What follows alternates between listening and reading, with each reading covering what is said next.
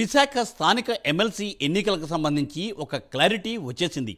YCP తరఫున మాజీ మంత్రి బొత్స సత్యనారాయణ తలపడుతూ ఉంటే కూటమి అభ్యర్థిగా బైరి దిలీప్ చక్రవర్తిని ప్రకటించారు. దీంతో ఇప్పటి వరకు అభ్యర్థిగా ఎవరిని ప్రకటించాలని, అసలు పోటీ చేయాలా వద్దా అనే దానిపై పెద్ద ఎత్తున మేధోమథనం సాగించారు టీడీపీ అభ్యర్థులు. చివరకు అభ్యర్థిని నిలబెట్టేందుకు కూటమి మొగ్గు చూపింది. అయితే బలాబలాలను బట్టి చూస్తే వైసీపీ మాత్రం తమకు గెలిచే సత్తా ఉందని, కూటమి కంటే 300 ఓట్లు అదనంగా ఉన్నాయంటోంది. వీరిలో చాలామంది ఇప్పటికే కూటమికి మద్దతు పలికారని సమాచారం. అందుకే వైసీపీ క్యాంపు రాజకీయాలకు తెరలేపుతోంది. తొలుత చంద్రబాబు నాయుడు బలం లేదని పోటీ వద్దని తేల్చారు. అయితే తెలుగు తమ్ముళ్లు మాత్రం అధినేతకు అడ్డు చెప్పారు. గతంలో స్థానిక ఎన్నికలలో పోటీ చేయకుండా వైసీపీ అరాచకాలు చేసింది కాబట్టి ఇప్పుడు తామేంటో నిరూపించుకుంటామని, ఎమ్మెల్సీని హస్తగతం చేసుకుంటామని అధినేతకు భరోసా ఇచ్చారట నేతలు. దీంతో చంద్రబాబు అభ్యర్థిని ప్రకటించారు. మరి పోటీ ఎలా ఉండబోతోందో చూడాలి. రైట్, మరి ఇందుకు సంబంధించిన మరింత సమాచారం మా విశాఖ ప్రతినిధి రాజు అందిస్తారు. రాజు,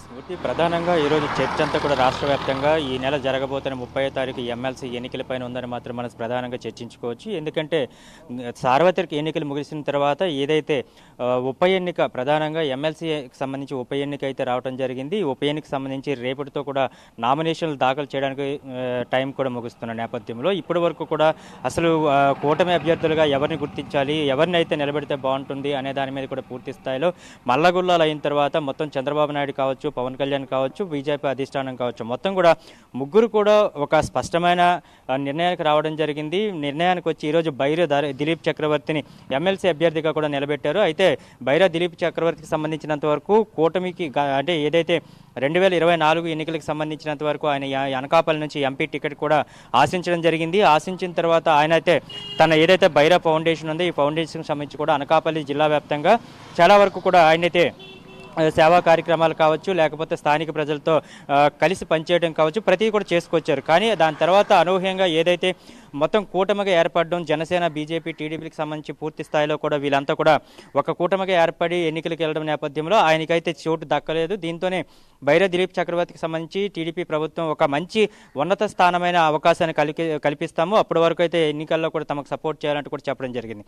దీంతోనే బైరా దిలీప్ చక్రవర్తి పూర్తి స్థాయిలో కూడా కూటమి ప్రభుత్వానికి సహకరించడం జరిగింది. ఎన్నికల్లో కూడా తన శక్తి వంచన లేకుండా తనైతే ప్రయత్నం చేసుకుంటూ వచ్చారు. అయితే ఏదైతే ఎన్నికలు జరిగిన తర్వాత కూటమి ప్రభుత్వం అధికారంలోకి వచ్చింది. అధికారంలోకి వచ్చిన తర్వాత మొదటి ఉప ఎన్నికగా కూడా చెప్పుకోవచ్చు. ఎందుకంటే విశాఖ ఎమ్మెల్సీ స్థానానికి ఉప ఎన్నికగా మొదటి ఉప ఎన్నిక కనుక ఈ ఉప ఎన్నిక కనుక తప్పకుండా కూటమి ప్రభుత్వం చేజిక్కించుకోవాలంటూ మొదటి నుంచి కూడా అనుకుంటున్నారు. అయితే ప్రధానంగా చూసుకుంటే ఉమ్మడి విశాఖపట్నం వ్యాప్తంగా కూడా 814 ఓట్లు ఉన్నాయి. దాంట్లో 600 ఓట్లు పూర్తి స్థాయిలో కూడా మెజారిటీ ఓట్లన్నీ కూడా వైఎస్ఆర్ కాంగ్రెస్ పార్టీకి ఉన్నాయి. అదేవిధంగా కేవలం 214 ఓట్లు మాత్రమే కూటమి ప్రభుత్వానికి ఉన్నాయి. అయితే దీని నుంచి గట్టెక్కాలంటే దాదాపుగా 300 ఓట్లు అదనంగా కావాలి కనుక ఏ విధంగా చేయగలరు అనే దాని మీద కూడా చంద్రబాబు నాయుడు తీవ్ర కసరత్తు చేశారు. అయితే దీనికి సంబంధించి ఒక టైంలో వెనక్కి తగ్గాలంటే కూడా చంద్రబాబు ఆలోచన చేసుకున్నారు. కానీ అటువంటి ఏమీ జరగకుండా పూర్తి స్థాయిలో ఈరోజు కావాలంటే, ఎందుకంటే ఎవరైతే ఎంపీటీసీలు,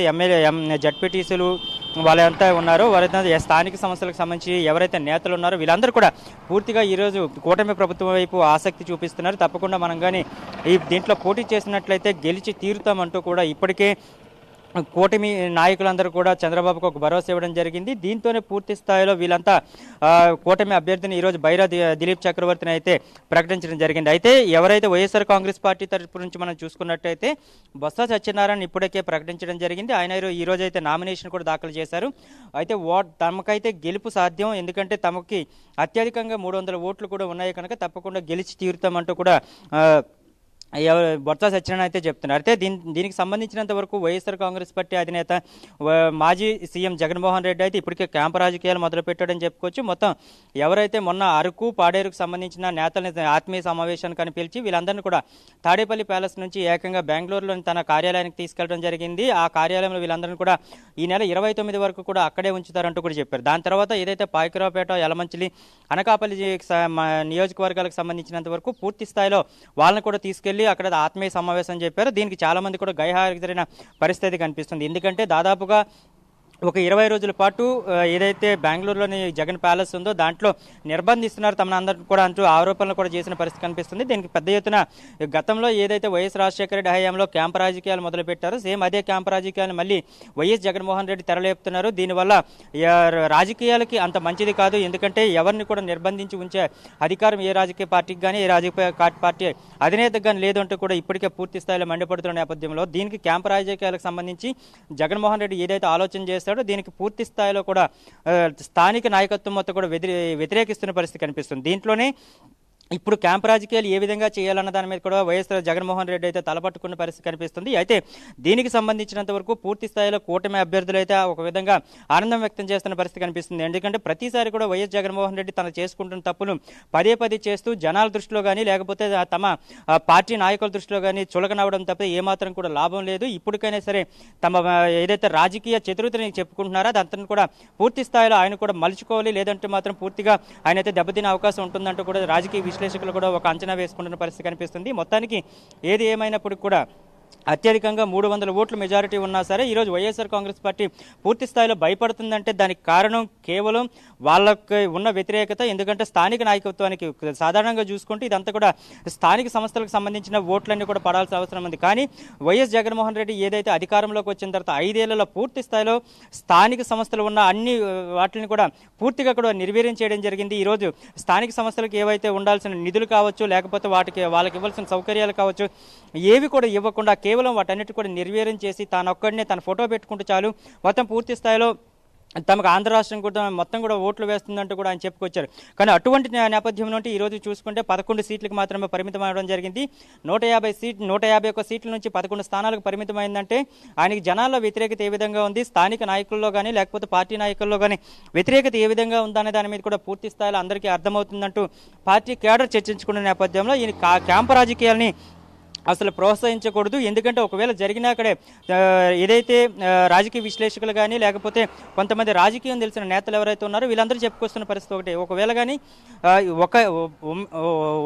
ఏదైతే ఎమ్మెల్సీ ఉప ఎన్నిక పోయినంత మాత్రాన పార్టీకి ఇంతకు మించి పెద్ద నష్టం జరిగే అవకాశం లేదు. కానీ ఈ విధంగా క్యాంపు రాజకీయాలు చేసి ఒక నియోజకవర్గాల్లో ఉన్న ప్రజలను కానీ లేకపోతే మొత్తం జిల్లాలో ఉన్న స్థానిక సంస్థ నేతలు కానీ వీళ్ళందరినీ కూడా బలవంతంగా ఒక దగ్గర కూర్చోబెట్టి వాళ్ళతో ఓటు వేయించుకోవాలనుకోవడం ఇదంతా కూడా చట్టపరంగా నేరం. అటువంటి వాటిపై కూడా చర్యలు తీసుకునే అవకాశం కూడా చాలా స్పష్టంగా ఉంటుందని చెప్తున్నారు. ఎవరైతే క్యాంపు రాజకీయాలకు వెళ్తున్న నేతలు ఎవరైతే ఉన్నారో వీళ్ళు కూడా మధ్యలో వాళ్ళందరినీ కూడా పంపించాలి. ఎందుకంటే కొంతమంది అనారోగ్యంతో బాధపడుతున్నవారు కావచ్చు, కానీ లేకపోతే కుటుంబంతో అటాచ్మెంట్ ఉన్న వాళ్ళు కావచ్చు, మొత్తం పూర్తి స్థాయిలో కూడా చూసుకునేటప్పటికీ ఈరోజు 20 రోజుల పాటు కుటుంబానికి అదేవిధంగా వాళ్ళ గ్రామానికి నియోజకవర్గానికి దూరంగా ఉంచుతున్నారు కనుక ఇటువంటి వాటిని ప్రోత్సహించకూడదు అంటూ కూడా చెప్పుకొస్తున్న పరిస్థితి కనిపిస్తుంది. పూర్తిగా ఈరోజు చూసుకుంటే మూర్తి అసలు వైఎస్ జగన్మోహన్ రెడ్డి చేస్తున్న క్యాంపు రాజకీయాలను వ్యతిరేకించిన వాళ్ళు ఎక్కువ ఉన్నారు. అయితే ఈరోజు విశాఖపట్నంలో పూర్తి స్థాయిలో చూసుకుంటే ఈరోజు అయితే రేపటితో నామినేషన్ దాఖలు అయితే పూర్తవుతుంది. ఎల్లుండి దాని స్క్రూటినీ కూడా జరుగుతుంది.